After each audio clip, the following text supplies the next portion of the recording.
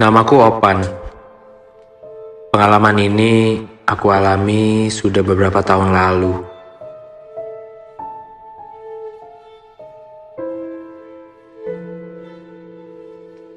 Pengalaman yang menakutkan, pengalaman pertama dalam hidupku, dan pengalaman yang tak ingin aku alami kembali, yaitu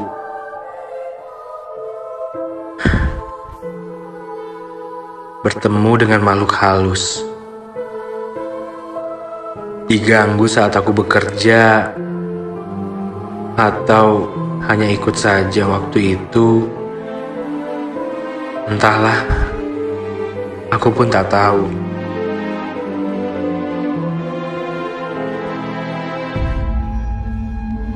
Waktu itu aku bekerja di salah satu jasa transportasi, jurusan Bandung, Jakarta. Dan aku bekerja sebagai driver bus kala itu. Malam itu, aku kebagian trip terakhir. Dari Kampung Rambutan, jadwal keberangkatan jam 9:15 malam.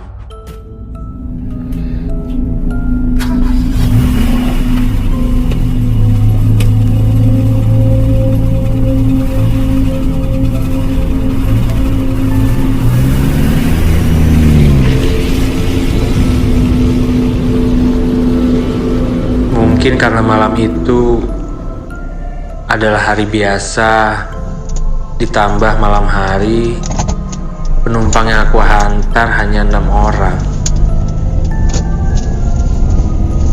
Itu pun 4 orang hanya sampai di sekitaran Jabodetabek saja. Bahkan setelah kami memasuki tol Cikampek, di dalam bis hanya ada 4 orang. 2 penumpang, aku dan Agil kondektur malam itu. Mungkin dikarenakan sudah larut, suasana tol begitu lancar. Sepanjang perjalanan, aku hilangkan kesunyian dengan mengobrol bersama Agil. Singkat cerita, aku sampai di rest area tol Cikampek persis sebelum masuki tol ke arah Bandung.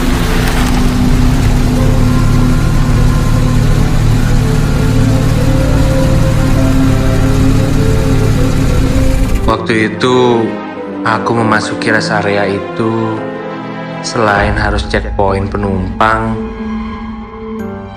mau sekalian isi bahan bakar maksudku. Dan aku tak menyangka kalau kejadian yang mengerikan itu berawal dari situ. Setelah selesai checkpoint dan mengisi bahan bakar, aku pun melanjutkan perjalanan.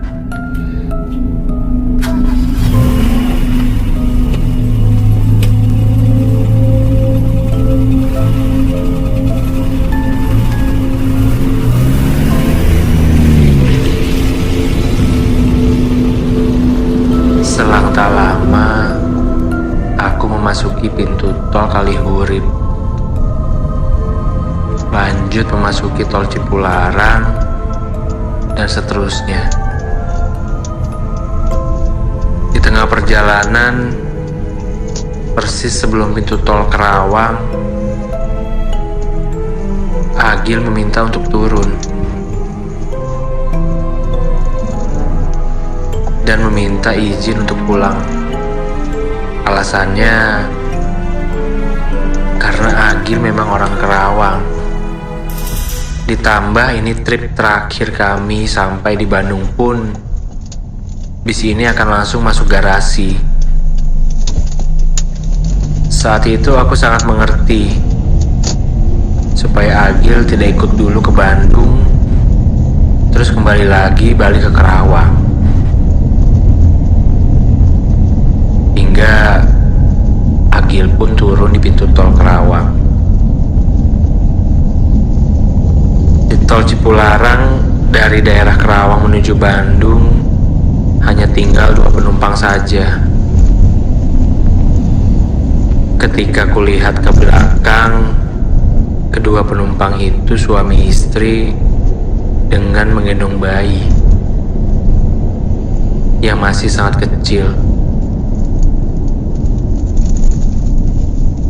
Singkat cerita, aku sampai di rest area 72.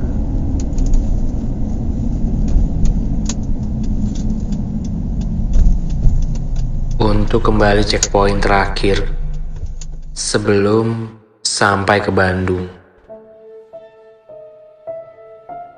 Malam itu, karena mobilku pemberhentian terakhir terminal lebih panjang dan biasa keluar di tol pintu tol Pasir Koja, jadi kedua penumpang tadi meminta turun di rest area itu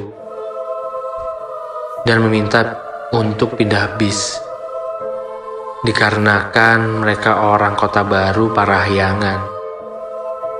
Jadi mereka akan turun di pintu tol Padalarang dan ikut ke bis yang bertujuan ke Cianjur, yang kebetulan ada di rest area tersebut, yang sedang checkpoint juga.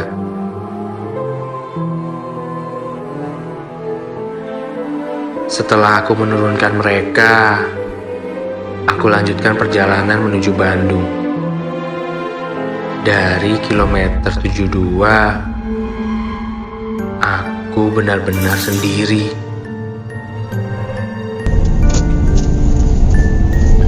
Malam itu selain tol begitu sepi, ditambah mobil kosong, aku sedikit ngebut karena sebelum jam 12 bis ini harus sudah masuk garasi.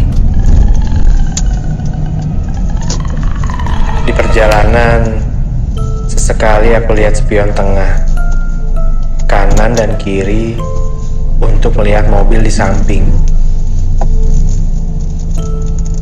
Sampai terlihat dari jok paling belakang seperti ada barang, entah tas, kain, atau seperti karung yang diikat. Entahlah, aku pun saat itu beberapa kali memperhatikan, tidak tahu itu apa. Selain suasana di dalam bis tidak begitu terang, jarak dari depan ke belakang pun cukup jauh. Sambil fokus menyetir, tak henti-henti aku sesekali melihat ke spion. Itu apa sih? Kalau itu barang tertinggal, perasaan nggak ada penumpang yang bawa barang, pikirku.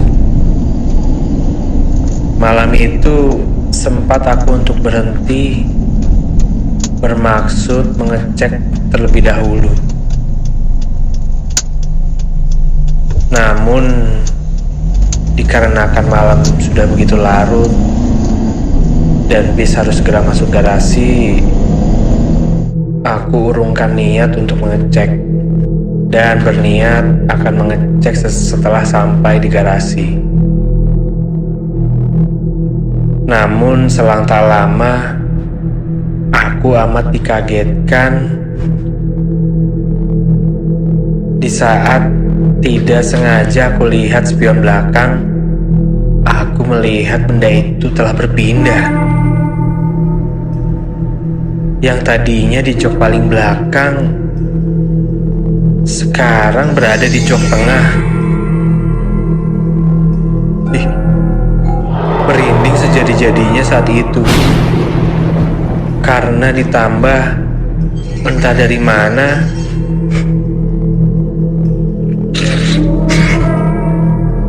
bau busuk menusuk begitu menyeruak. Aku perlambat kendaraanku malam itu karena konsentrasiku mulai kacau. Sampai ketika kulihat kembali spion tengah. Ya Tuhan, benda itu kini telah berada di jok paling depan bis ini, yang persis di belakangku.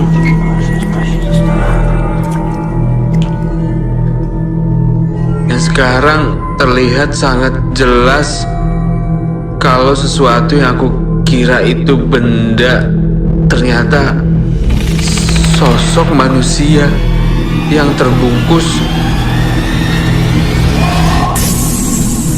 atau sering kita sebut pocong. Dengan bau busuk yang makin menyengat, sosok itu memandangiku kaku. Aku berdoa sebisaku, tapi terlihat semakin aku berdoa, sosok itu semakin melototiku.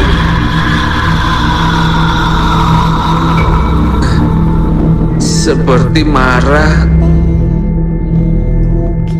Ia terlihat dari spion tengah yang begitu besar. Saat itu aku perlambat bis yang aku kendarai, bermaksud keluar dan menjauhi sosok itu.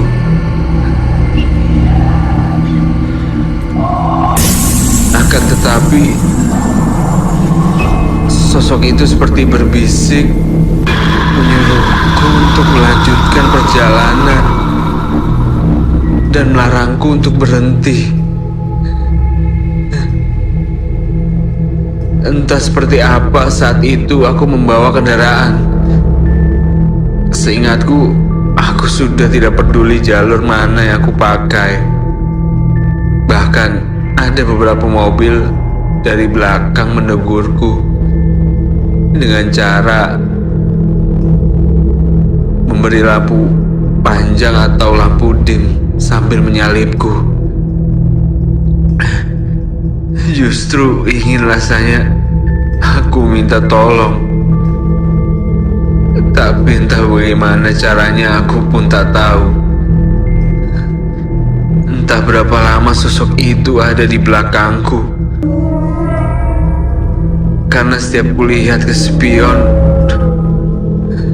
sosok itu masih duduk dan melototiku. Sejak itu, aku hanya fokus melihat ke depan. Badanku basah oleh keringat. Nafasku pun terasa begitu berat. Namun, tetap aku fokus ke depan. Hingga setelah aku lewati jembatan yang sudah memasuki wilayah kota Bandung, bulu kuduku yang dari tadi merinding mulai mereda. AC mobil mulai kembali terasa dingin dan bau bangka yang dari tadi begitu menusuk kini mulai menghilang. Saat itu perlahan aku kembali lihat ke spion. Sosok pocong itu telah hilang. Walaupun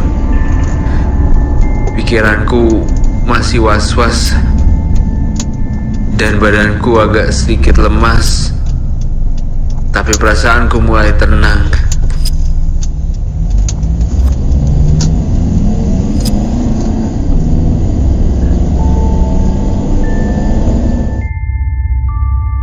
Singkat cerita, pukul 12 aku sudah di Bandung. Bahkan mobil pun sudah diparkirkan di garasi. Aku sangat bersyukur kalau selama kejadian di perjalanan tadi tidak terjadi sesuatu yang tidak diinginkan. Perasaanku sudah mulai pulih dan kembali tenang. Ya, walaupun wajah sosok itu begitu kuat menempel di pikiranku malam itu. Bahkan sampai sekarang.